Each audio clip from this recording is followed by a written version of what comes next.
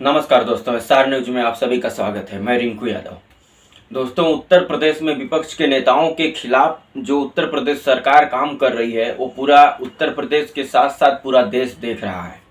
गुलशन Yadav Samajwadi party के नेता हैं, अभी कार्यकारी जिला अध्यक्ष भी हैं प्रतापगढ़ के, और 2022 में राजा भैया के खिलाफ जो है कि चुनाव भी लड़े थे, जहां पर वो बहुत ही कम मार्जिन से चुनाव हारे थे।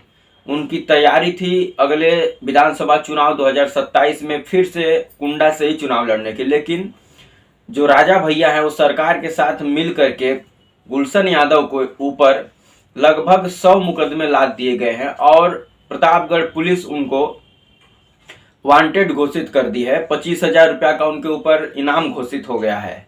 आप सोच सकते हैं कि उत्तर प्रदेश में विपक्ष के जो नेता हैं और वो नेता जो कड़ी टक्कर देते हो सरकार को, उनके खिलाफ सरकार किस प्रकार से गैर कानूनी तरीके से उनको फंसा करके सजा दिलाने का काम करती है, जेल भेजने का काम करती है। गुलशन यादव को वांटेड और इनाम घोषित इसलिए उनके ऊपर की है प्रतापगढ़ पुलिस कि 2024 में कुर्क किए गए एक आम के बगीचे का आम बेचने के उनके ऊपर आरोप है, और इसी आरोप के तहत उनके ऊपर 25,000 रुपया का इनाम और उनको वांटेड घोषित कर दिया गया है। आप सोच सकते हैं कि उत्तर प्रदेश में सबसे ज़्यादा उत्पीड़न उत्तर प्रदेश सरकार पीडीए समाज का कर रही है। पीडीए समाज के ऊपर सबसे ज़्यादा मुकदमा लादे जा रहा है, पीडीए समाज के लोगों का सबसे ज़्यादा इनकाउंटर हो रहा है, पीडीए समाज के ऊपर सबसे ज़्यादा जो है कि अत्याचार हो रहा है उत्तर प्रदेश में। और करने वाले कौन है? उत्तर प्रदेश के मुख्यमंत्री योगी आदित्यनाथ के स्वजातीय लोग हैं। उत्तर प्रदेश में जो है कि उत्तर प्रदेश के मुख्यमंत्री योगी आदित्यनाथ के स्वजातीय लोगों का ना तो एनकाउंटर होता है, ना ही उनके जो है कि संपत्ति की कुर्की होती है, ना ही कोई मुकदमा लादा जाता है, और ना ही कोई पहले से जो मुकदमा उसकी जांच होती है, ना ही कोई जेल भेजा जाता है। लेकिन पीडीए समाज के लोगों के ऊपर ये सरकार जो है कि एक तरफा कार्रवाई कर रही है, और मुख्यमंत्री योगी आदित्यनाथ को ये बोलने में शर्म नहीं आता है कि बटोगे तो कटोगे, और खुद जो है कि समाज को बांटने का काम कर रहे हैं। अपने स्वजातीय लोगों के खिलाफ जो है कि नरम रुख अख्तियार किए हुए हैं। यदि कोई इनके स्वजातीय अपराधी है तो उसके ऊपर ना कानूनी कार्रवाई होती है, ना ही उसके संपत्ति की कुर्क होती है, ना ही उसके ऊपर इनाम घोषित किया जाता है। लेकिन वही पीडीए समाज का कोई नेता है या पीडीए समाज का कोई व्यक्ति है तो उसके खिलाफ एक तरफा कार्रवाई होती है, उसके ऊपर तमाम केस लाद दिए जाते हैं। समाजवादी पार्टी के जितने भी दिग्गज नेता हैं, चाहे अब्बास अंसारी हो, उनके ऊपर किस प्रकार से केस करवाया गया, उसके बाद उनको सजा दिलाई गई, उनकी विधायकी को भी रद्द करवा दिया गया। ऐसे ही आजमगढ़ के दिग्गज नेता रमाकांत यादव समाजवादी पार्टी से विधायक हैं 2022 में, उनके ऊपर किस प्रकार से केस लादा गया, उनको जेल भेज दिया गया, उसके बाद उनकी संपत्ति की कुर्क करा ली गई। अब गुलशन यादव के जो है कि ऊपर ये काम चल रहा है। गुलशन यादव को भी जो है कि जेल भेजने की तैयारी उत्तर प्रदेश सरकार कर चुकी है, क्योंकि उसको पता है कि यदि गुलशन यादव जेल से बाहर रहेगा तो 2027 में कुंडा विधानसभा जो है वो राजा भैया के हाथ से निकल जाएगी।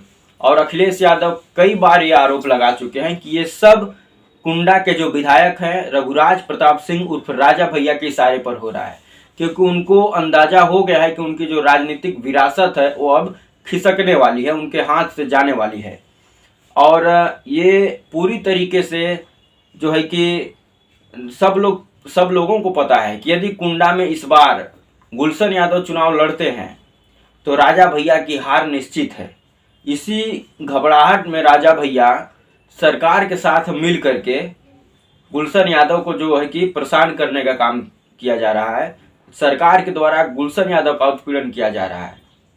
न सिर्फ गुलशन यादव की बल्कि उनकी पत्नी सीमा यादव की भी संपत्ति का कुर्क हो गया है, उनके ऊपर भी मुकदमे लाद दिए गए हैं। आप सोच सकते हैं कि उत्तर प्रदेश सरकार जो पूरे समाज को एक साथ लेकर के चलना का काम करना चाहिए था, लेकिन ये सरकार जो है कि पहले तो भारतीय जनता पार्टी हिंदू मुस्लिम करती थी, लेकिन अब दो जातियों को भी आपस में लड़ाने का काम करने लगी है, और एक तरफा कार्रवाई हो रहा है पीडीए समाज के ऊपर, चाहे वह दलित व्यक्ति हो, चाहे ओबीसी समाज का कोई भी व्यक्ति हो, चाहे मुसलमान हो, यदि वो अपराधी पाया जाता है या अपराधी नहीं भी पाया जाता है, केवल उसके ऊपर आरोप लगते हैं, तो ये सरकार पूरी तरीके से अपने अमलों के साथ उसके ऊपर टूट पड़ती है, उसके ऊपर मुकदमों का बौछार हो जाता है, इनाम घोषित हो जाता है, उसको जेल में ठूस दिया जाता है। लेकिन ठाकुर योगी आदित्यनाथ के स्वजातीय लोगों के ऊपर उत्तर प्रदेश में कोई कार्रवाई नहीं होगी। वो खुले में घूम रहे हैं, खुले में अपराध कर रहे हैं, कोई पुलिस वाला उनको पूछने वाला नहीं है, कोई मुकदमा दर्ज करने वाला नहीं है। ना ही बाबा का बुलडोजर उनके संपत्ति पर चलेगा और ना ही बाबा का हंटर उनको पकड़ेगा, ना ही बाबा का पुलिस प्रशासन उसके ऊपर जो है कि कार्रवाई करेगा। लेकिन वही अगर पीडीए समाज के लोग हैं तो उसके ऊपर बाबा का बुलडोजर भी चलेगा, बाबा का प्रशासन उसके ऊपर मुकदमा भी दर्ज करेगा, उसके ऊपर इनाम भी घोषित करेगा और उसको जेलों में भी डालेगा। तो ये उत्तर प्रदेश में जो अन्याय भारतीय जनता पार्टी और ठाकुर योगी आदित्यनाथ के नेतृत्व में जो पीडीए समाज के ऊपर अत्याचार हो रहा है, वो पूरा उत्तर प्रदेश ही नहीं पूरा देश देख रहा है कि किस प्रकार से एक तरफा कार्रवाई पीडीए समाज के ऊपर ये भारतीय जनता पार्टी और ठाकुर योगी आदित्यनाथ की सरकार कर रही है।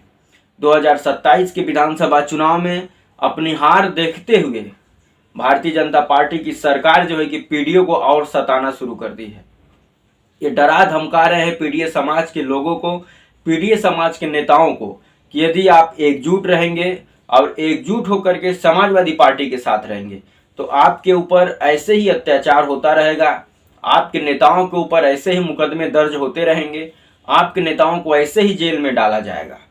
कहीं न कहीं ये सरकार जो है कि पीडीए समाज को धमका रही है, ये सरकार पीडीए समाज को डरा रही है कि आप लोग एकजुट न हो, आप लोग एकजुट होकर के समाजवादी पार्टी को वोट न करें, समाजवादी पार्टी के साथ खड़े न हों।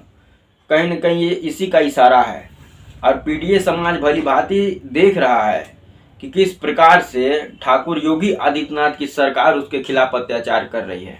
तो दोस्तों, आप सबकी क्या राय है? क्या ठाकुर योगी आदित्यनाथ सरकार को उत्तर प्रदेश में केवल अपराधी पीडीए समाज के ही नजर आ रहे हैं? क्या उत्तर प्रदेश में बाबा ठाकुर योगी आदित्यनाथ के जो स्वजाति गुंडे हैं, जो खुलेआम उत्तर प्रदेश में घूम रहे हैं और अपराध को अंजाम भी दे रहे हैं, उनके ऊपर कार्रवाई क्यों नहीं हो रही है? क्या ठाकुर योगी आदित्यनाथ अपने स्वजातीय गुंडों को उत्तर प्रदेश में खुली छूट दे रखी है? इसके बारे में कमेंट कर जरूर बताएं और ऐसे ही तमाम और वीडियो के लिए हमारे चैनल पर बने रहें। वीडियो अच्छा लगे तो लाइक कर दें, चैनल पर नए हैं तो सब्सक्राइब कर दें और वीडियो शेयर करना ना भूलें। जय हिंद, वंदे मातरम।